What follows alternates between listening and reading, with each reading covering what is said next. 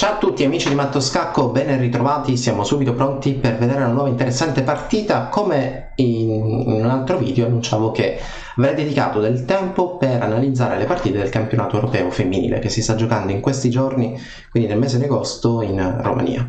Con il bianco in prima scacchiera, quindi tra i giocatori che hanno più punti al quinto turno, abbiamo Mazava e contro Bulmaga Irina, entrambi giocatrici con 2400 punti fine.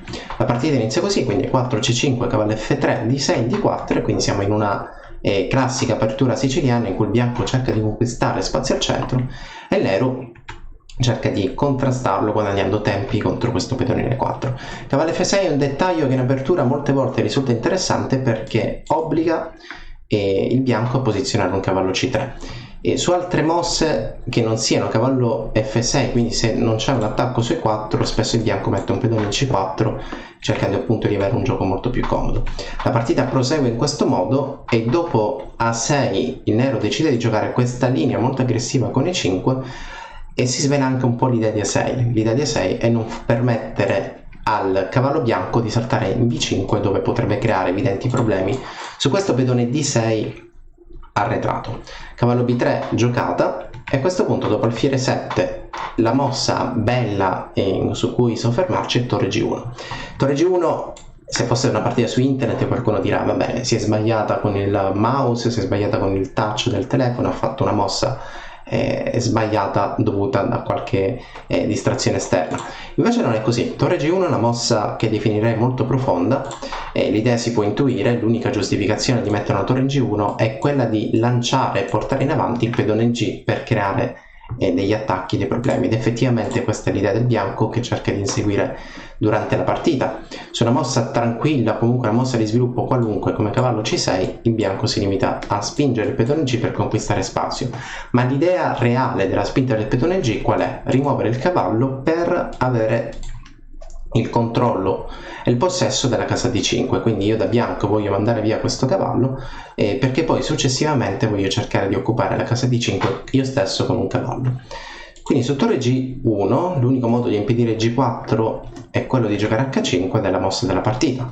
H3 ripropone G4 ed effettivamente dopo alfiere 6, che è la mossa giocata dalla giocatrice Bulmaga con il nero, arriva a G4, cambio, e all'attacco laterale il più delle volte corrisponde all'attacco al centro, o meglio, diciamo uno dei principi standard del gioco degli scacchi per quanto riguarda la gestione dello spazio è appunto questo: se il nostro avversario ci sta attaccando lateralmente devo cercare una reazione centrale, quindi questa reazione centrale arriva da parte del nero con D5. La partita come prosegue? Il cambio in D5 avviene e dopodiché questa è la posizione che otteniamo, una posizione molto strana perché è evidente che questa torre in G1 adesso non è più così efficace come poteva sembrare prima, ed è anche molto strana perché questa rocco corto, mossa classica, diciamo una mossa difensiva molto spontanea da parte del nero, anche qui non sembra essere una mossa molto sicura perché la colonna H è totalmente libera, non ci sono pedoni né del bianco né del nero e quindi in caso di arrocco corto seguirà un possibile attacco sulla colonna H. Vediamo se effettivamente sarà così, ricordate questa frase. La partita continua, donne 2. Donne 2, l'idea è arroccare lungo, quindi cercare di approfittare del fatto che il nero impiegherà diverse mosse per arroccare lungo. Alfiere C6 impedisce l'arrocco lungo perché la donna per ovvi motivi controlla la casa D1 e quindi serve un pezzo che chiuda quella colonna. L'alfiere va in D2 e dopo cavallo D7 arrocco lungo. Il bianco da parte sua ha risolto tutti i suoi problemi per quanto riguarda la sicurezza del re, mentre il nero si ritrova ancora con il re al centro della scacchiera.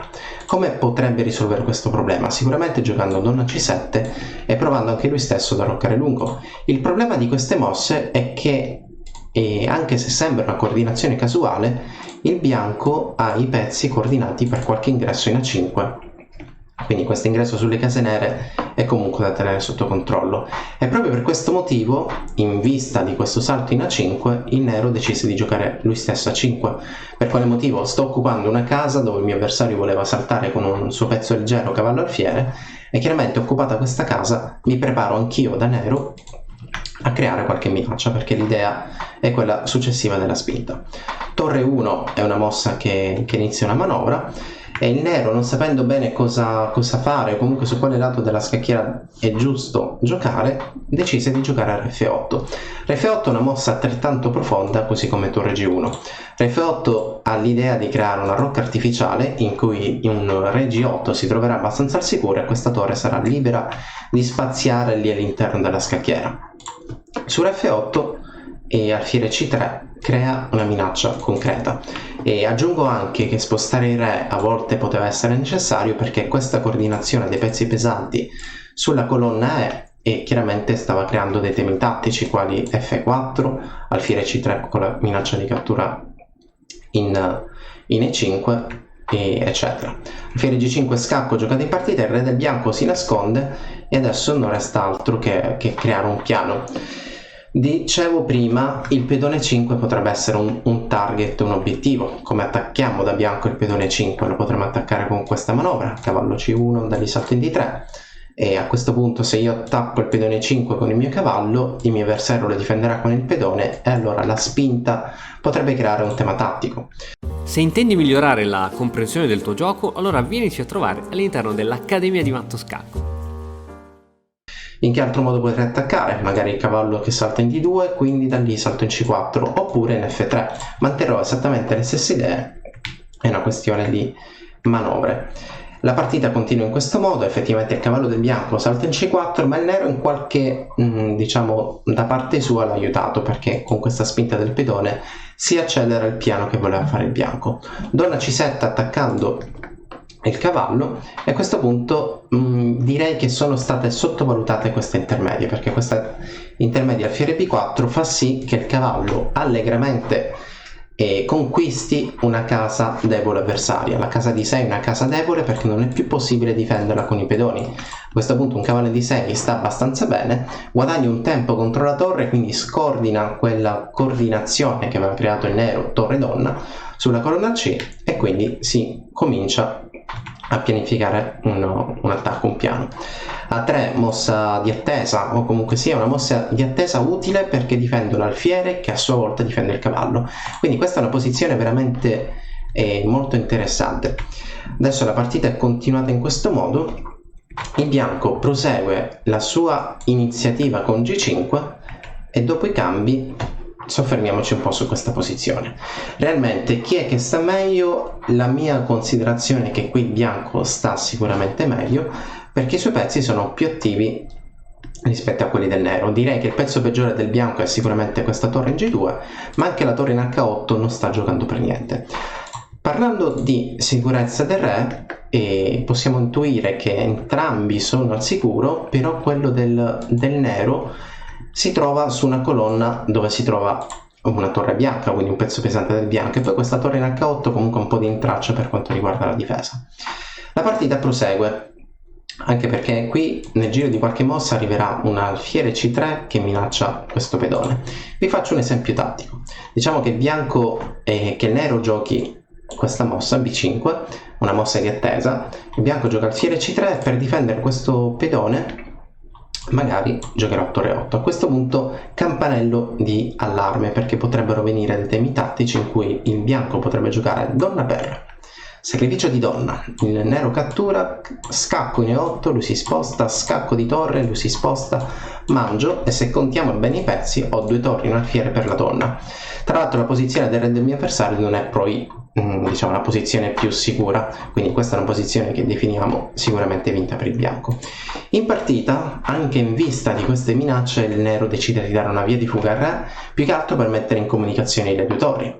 Dunque G6, alfiere C3 come da programma, attaccando la debolezza, e su B5 e torre G4. Torre G4 è curiosa perché in alcune linee sto minacciando torre per alfiere. Torre per alfiere con l'idea alfiere per H8, ma non mi fermo lì. Qualche minuto fa dicevo che l'attacco sulla colonna H poteva essere un tema di cui il nero dovrebbe preoccuparsi, ed effettivamente la partita avviene e prosegue in questo modo: torre per F4, pedone per F4, alfiere cattura torre. A questo punto il nero riprende e dopo lo scacco in E5 intermedio molto forte ci accorgiamo che questa diagonale è totalmente scoperta, difficile da controllare, quindi una silenziosa torre H1 minaccia un ingresso che il nero non è in grado di difendere, anche perché una mossa come donna D4 che controlla comunque la diagonale non funzionerà a causa di torre H8, e una mossa come F6, anche questa chiude la diagonale, non funzionerà semplicemente perché donna per F6 ripropone la stessa minaccia aggiungendo 9 minacce. Quindi, come vedete, il gioco creativo da parte della giocatrice con il bianco Mamma Zava è stato premiato con questa vittoria. Rivediamo tutta l'apertura, quindi è stata un'apertura siciliana dove il nero ha deciso di giocare la variante con A6, quindi fare 5, e il bianco sorprende la preparazione avversaria probabilmente con un torre G1, preparando l'avanzata e la conquista dei pedoni bianchi verso il lato di re. La partita dunque continua e a questo punto, dopo le varie semplificazioni, è il momento di mettere il re al sicuro per il bianco, cosa molto più facile rispetto al re del nero. Effettivamente fiere di 2 riesce in questa, rocco lungo, dopodiché è il momento di creare delle minacce. Occhio, facciamo attenzione perché, anche se prima non l'ho detto, qui ci sono dei temi tattici sulla colonna E, tra cui questo pedone, se rimosso, ovviamente libererà i miei pezzi pesanti sulla colonna. Anche il cavallo D4 sarà un tema tattico sempre sulla colonna, sfruttando la possibile inchiodatura, così come alfiere C3. La partita dunque continua con una mossa sicura, il nero si rifugia in F8, alfiere C3 guadagna un tempo contro E5, il bianco attacca il pedone centrale che viene difeso con questo scacco intermedio per poi riposizionarsi in F4, e dopodiché la ricerca delle semplificazioni porta a una posizione del genere dove il nero probabilmente sottovaluta questa intermedia alfiere B4 scacco, il cavallo del bianco lì è contento, felice di posizionarsi in D6, e quindi la partita continua dove si raggiunge questa posizione. E il bianco dicevamo che ha una buona iniziativa. Per quale motivo? Il pedone 5 è sempre un target, un obiettivo da tenere sotto controllo che permetterà di guadagnare del materiale. A questo punto torre G4 di fatto per la mossa risolutiva, perché si sta minacciando sia alfiere per E5 che torre per F4. In partita è stata giocata donna D7 e dopo la quale segue il cambio in F4 e la cattura in H8, scacco intermedio, la minaccia di matto è inevitabile, e a questo punto Bulmaga, la maestra internazionale con il nero, si arrende perché la minaccia di matto è imparabile. Spero che questa partita vi sia piaciuta, vi rimando ai prossimi video che creerò commentando le partite del campionato europeo femminile, e appuntamento alla prossima. Certo, come sempre ricordate di seguire i social di Matto Scacco e i social dei commentatori. E ora, per continuare, che cosa posso fare? Beh, innanzitutto ti consiglio di iscriverti al nostro canale in modo tale da non perderti le nuove video lezioni. E poi puoi vedere il video che è stato più cliccato in questa settimana. Ci vediamo, ciao!